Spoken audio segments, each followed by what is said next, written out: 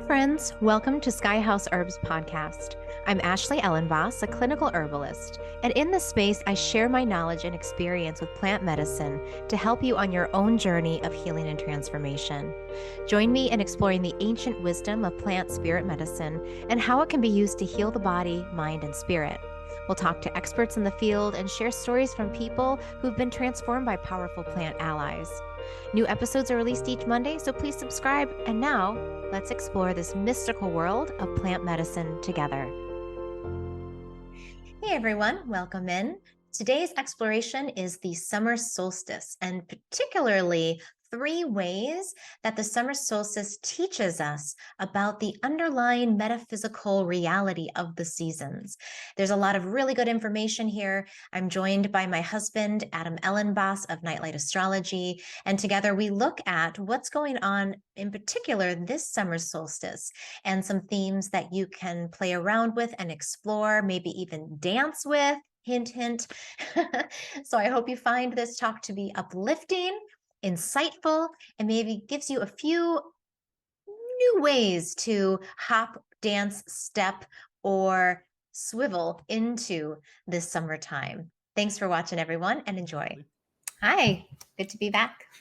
Yeah. So today we're going to talk about the summer solstice, the entrance of the sun into the sign of Cancer. And we're going to talk about 3 valuable lessons that come from the archetypal nature of this moment, as well as the season that the sign of Cancer points to overall. So that is our agenda for today. We have 3 points that we picked out of many that are possible to talk about. And we're going to illuminate them one by one. But before we do that, I'll just show you where we're at in terms of this moment and what it looks like on the real-time clock. So we look at the summer solstice moment. We are always considering, what else is going on around the time of the solstice. So you can see here is the sun at 29:59 Gemini. And if we advance this by about an hour here, I'll just move my drawing. Then we see that this is about 10:45 in the morning here on Central Time, Wednesday, June 21st, that the sun ingresses into the sign of Cancer.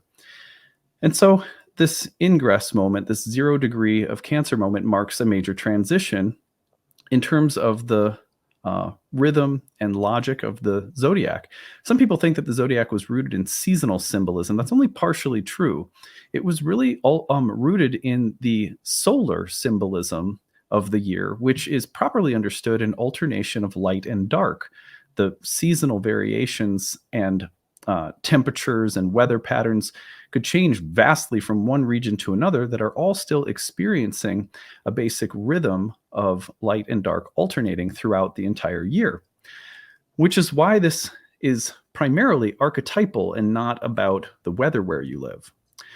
So I like to say that first because sometimes people will say, well, it's not exactly summer where I live, or it doesn't feel like, summer in the South feels different than summer in Minnesota or whatever, and how much of an impact does that have? We're not really talking about weather as much as we are talking about light quality and the interplay or dance of light and dark that constitutes the solar year. So on that note, what I'd like to do is I'm going to see if I can pull this off. If it slows down my internet, then I'm going to have to stop it because I've never tried it before. But I'm going to try to show you an astronomy program that I use to illustrate what the summer solstice actually looks like. Because I think that is super, super helpful. So what I'm going to do is, first of all, I'm going to put this up on the screen so that you can see it, and then we'll see. We're going to see what happens. This will be a little bit of an experiment. So here we go. All right, this is my astronomy program, and what I'm going to do is, let's see here. There we go. So I've got it up now. So what I'm going to do is I'm going to put into the view, first of all, the celestial equator. And that is a projection of the Earth's equator out into space. I'm going to put in the ecliptic, which is the path of the sun as we see it through our sky. And then we're going to put in the zodiac constellations And why don't we give them some labels as well, so you can see them. Now, this is going to be a sidereal zodiac, so this is not our tropical western zodiac. It's a little different. Why don't we put in the labels of some planets and moons? And then what I want to do is I'm going to add in the local meridian line, so you can see it like that.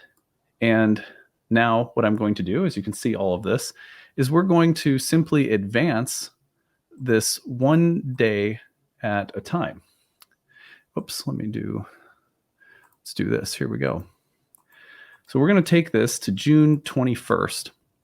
And then what I'm going to do is I'm going to advance this a couple of hours at a time so that we get the sun right at the midheaven.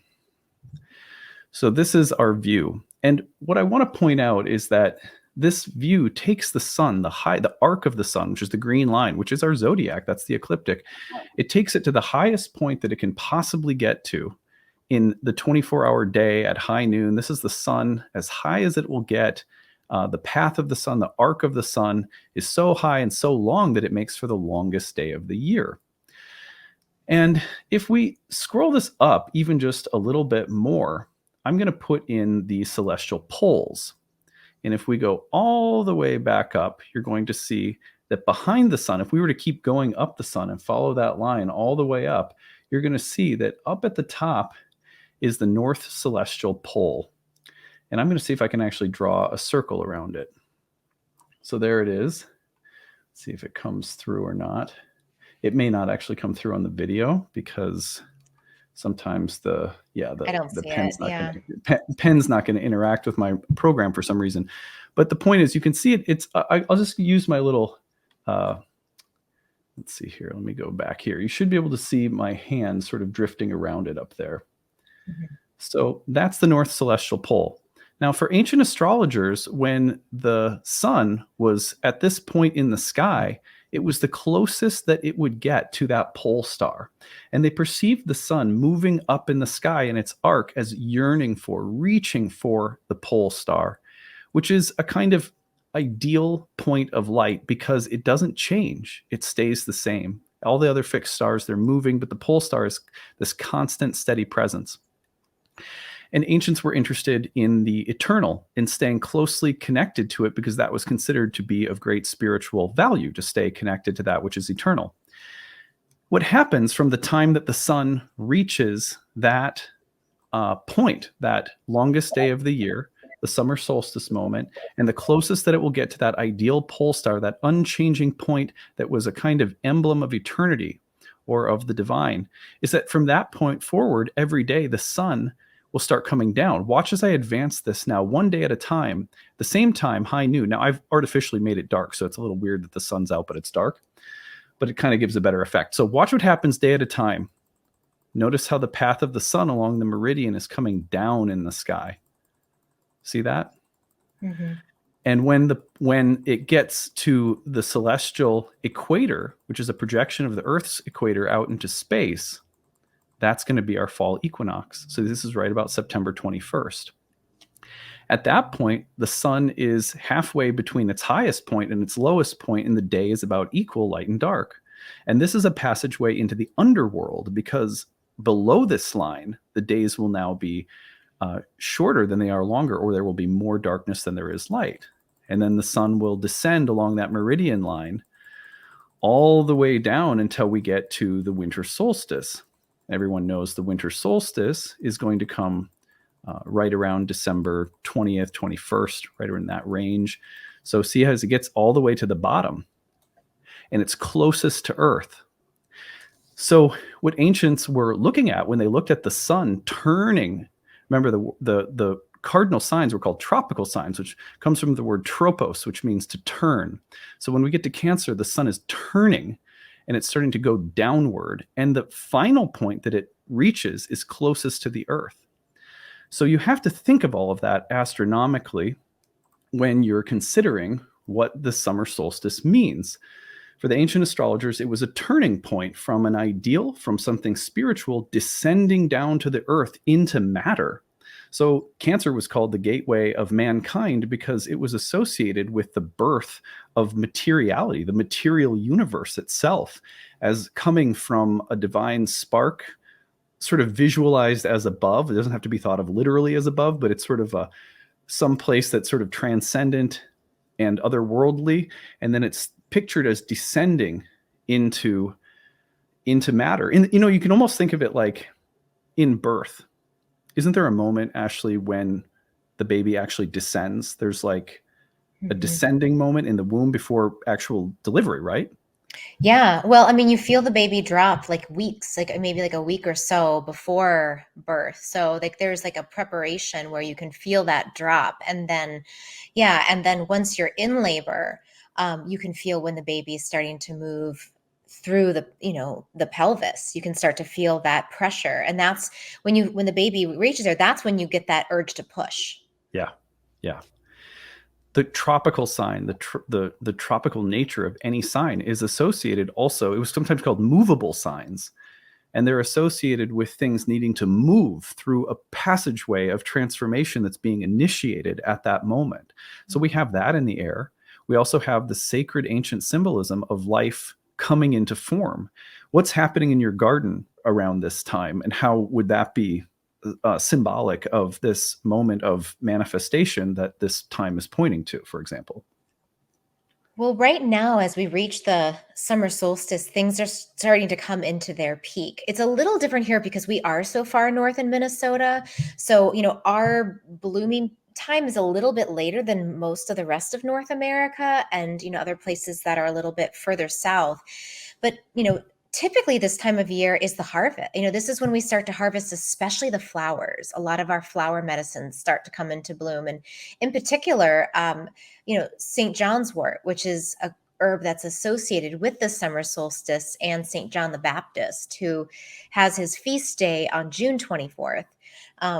And so that plant has a close association with St. John the Baptist. And there's a lot of really interesting things, but it is considered to be a solstice flower. And Hmm. there's a lot of other flowers too that really are at their peak at this time. Yeah, that's beautiful. Especially when you think of St. John the Baptist, you're also thinking, of course, of baptism by water. This is a water sign in Cancer. That's the exaltation of Jupiter, who was a planet that was associated with sperm, the proliferation of life, children, and, like a development of your family and birth of kids and all sorts of stuff like that. So it's, yeah, it's a really rich sign. There's three lessons that we're going to talk about that are associated with this interesting um, astronomical moment, which is, again, really archetypal. It's, I don't believe that the symbolism of the zodiac is tied literally to the seasons, or so that's why I believe it works just as well for people in both hemispheres, because it's a symbolic language. But there are three solstice lessons. We could call them Cancer lessons as well, if that makes more sense to where you're located. But the first one is, and I just kind of jokingly put this from the Joni Mitchell song, we are stardust, we are golden. We've got to get ourselves back to the garden. But that's an archetype that is so deeply associated with the sign of Cancer. Um, in the sign of Cancer, we have both the idea of the descent of spirit into matter and the birth and the biomatrix of life and the womb and children and mothers. But in a sense, we are all children of the universe, the great mother. We all come from the creation. All comes from a source. So you could think about it as a great mother archetype in Cancer, not just the mother, the mundane mother, which is super important too, like our mothers or something. But when you think of Cancer, you're also thinking of the idea that God is like a mother, that there's a great mother that we all come from, and that we are all eternal in some way, that our lives, the meaning of our lives, our very nature extends beyond the ground of our being into the stars, that it reaches up somehow.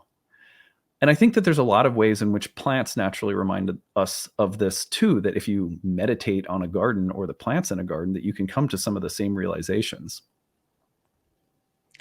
Definitely. There's so much, the garden itself from the earth that's made out of last season's, composted plants. Everything is in this cycle of rebirth and regeneration. And, if you try to do things artificially in a garden, it never works as well as if you follow the and use the actual elements of this earth. And so there's something that, gardening teaches us about the importance of the organic matter and organic process, that the closer we stay to that. And I was just thinking too, when you were talking about Mother Earth, how last night we have this book that we read to our kids. It's 365 questions. And so every night there's a question, and the book, and it has a date on it. So last night's question that we asked the girls was, would you rather be outside or inside, and why? And both girls said outside. And then why? And Summer, our younger one, said because it's fresh, and it's always fresh, and there's so much to do, and there's so many plants. And she just like went off. You could just see her like, being outside almost in her psyche, and the mothering that I think the, being outdoors does, because there's a freshness. We become refreshed when we take a deep breath of air outside, and we become mothered again when we step into the green world and feel the support of nature and all that it provides. So I do, yeah, this time of year, because it is so warm and we can be outside, especially for those of us who live in places where the winters are not very nice to be outdoors for long periods. There's this great refreshment that comes. Yeah, it's an amazing thing that, and it's such a simple insight, one that we take for granted, that we come from the stars, that our bodies are made up of stardust, upper stuff that's up there somehow, but it's also right here in the flesh and bone and sort of the dirt and soil of Yeah. our being, and that there's this connection between the two. Is most I feel like most of the best astrological insights, sign by sign, are so simple, and it's almost like we don't want to we want there to be something more profound, but it's like, well, what's more profound than the fact that you're an eternal being that took a body, Right. like, it Yeah. doesn't really need to get more complicated than that. And Cancer is a sign that says you came from the stars, and and somehow you're also made of planty, earthy stuff, and that's amazing. Well, number two on the list is that in order for us to stay connected to who we really are and the magic and beauty of who we are, that we have to remember where we came from. Just like in the same way that a child is always looking in the early stages of its development, as it's getting its sure footing in the world, it's looking back to its mother. That's where I came from. That's what steadies me. So ancient philosophers and, mystics from a variety of different traditions looked at the pole star as an image of steadiness, like a great mother, something that we can look back to and remember and hold on to. We have prayer beads of the number of the moon, and we recite mantras on them to remember who we are, where we come from. We reach for our literal mothers. We reach for each other and our lovers, in a sense, to connect and stay in remembrance of one another, and the love stays alive because of that. So there's so many different ways that remembering and devotion is like an expression of remembrance. All the different ways that we manifest devotion in our lives are to remember the person, to remember our love, to remember, and then spiritually to remember ourselves and who we really are in the grand scheme of things. Cancer is such a sign of devotion. You could think about it as the mother and the child and the maternal sense of devotion, but it's really a much deeper romantic and cosmic sense of devotion, grounded as it is in the descent into this world from the pole star. Hmm. It reminds me of when I first had Virginia, our first daughter, and anytime I had to be away from her, like my physical body ached. It like hurt. It physically hurt to be away from her for very long. And that is such a, I think a lot of mothers can probably relate to those early days and that pain. And yeah, this time of year when there's a lot of that Cancer energy, it's like we feel those dull aches and those pangs of separation, of loving something so much, but not being able to like, I remember you used to say this to the girls. You'd be like, I love you so much. I don't know what to do. Like, it's like, I love you. And there's not enough stuff for me to do about how much I love you. And like, I Yeah. want to eat you up. And Yeah.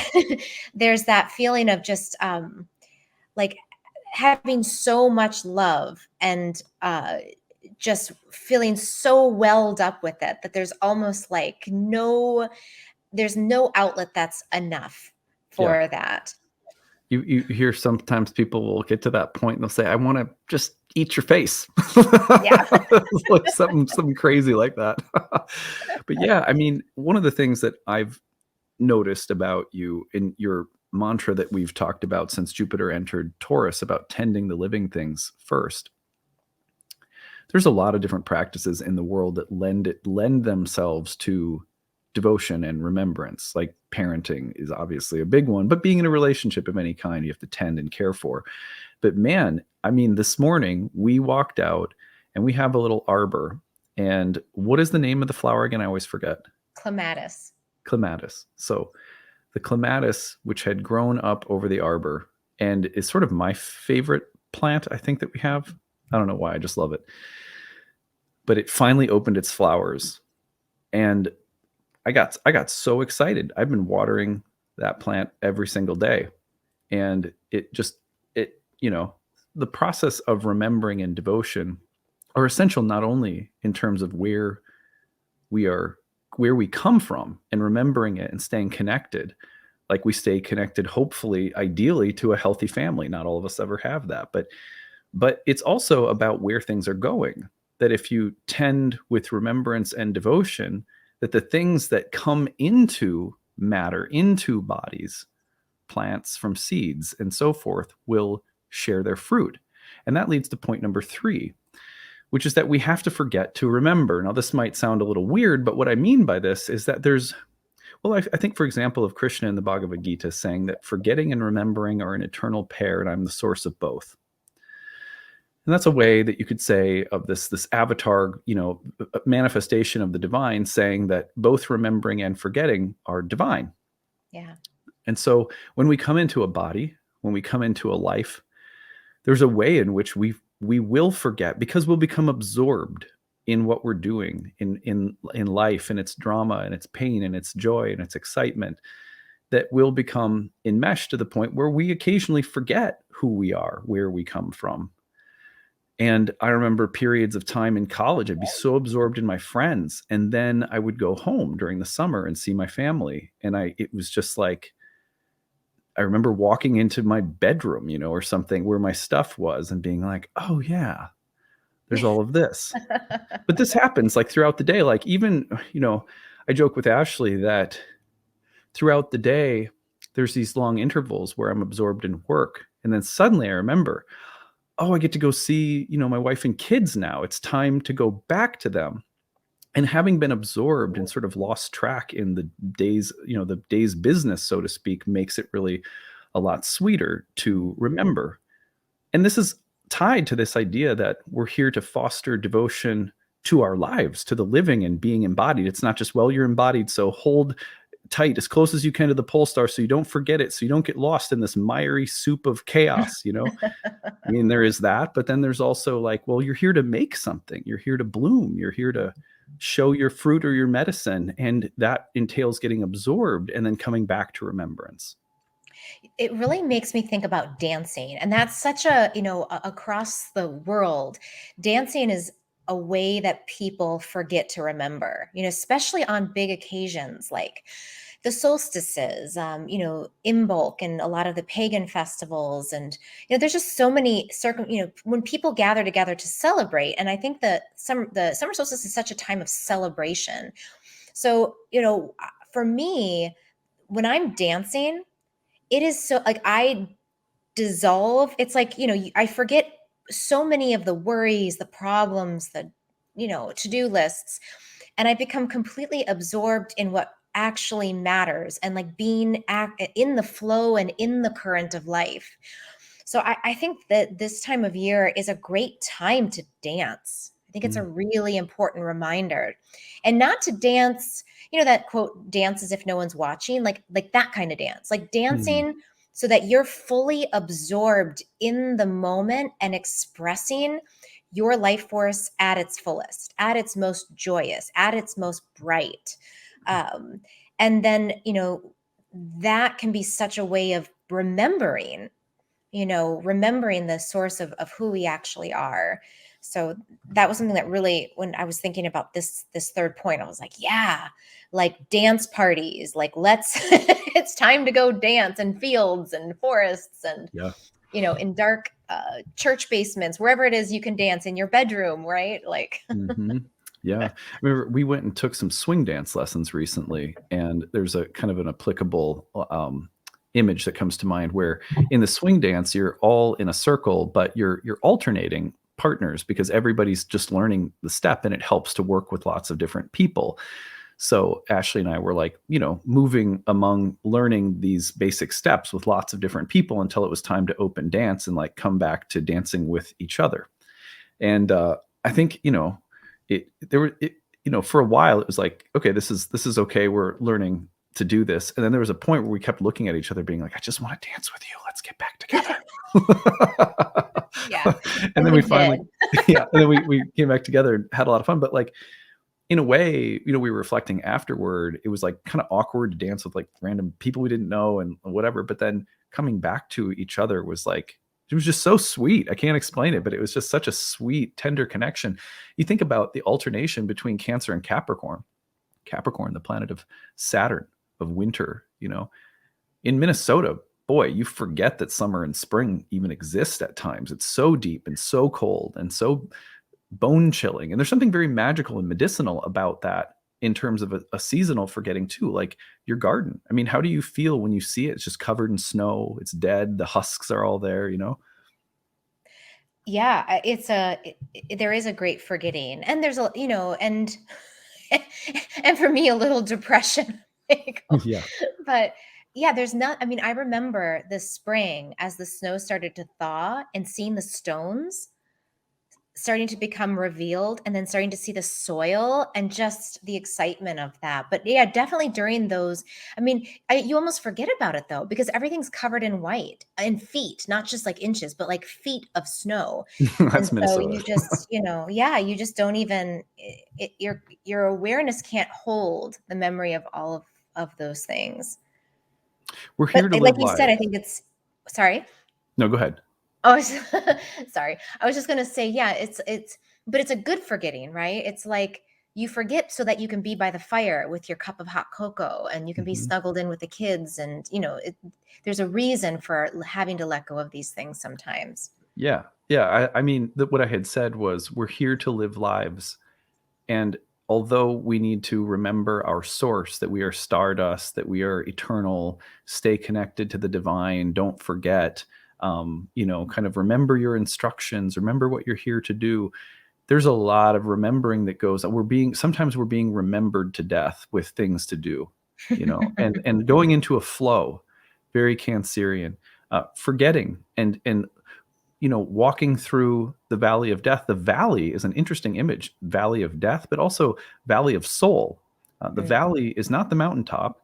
The mountaintop is close to where Cancer is in terms of where it starts, with the sun way up and then coming down the mountain into the valley. That's what Cancer is pointing us towards, is let's go down into the valley.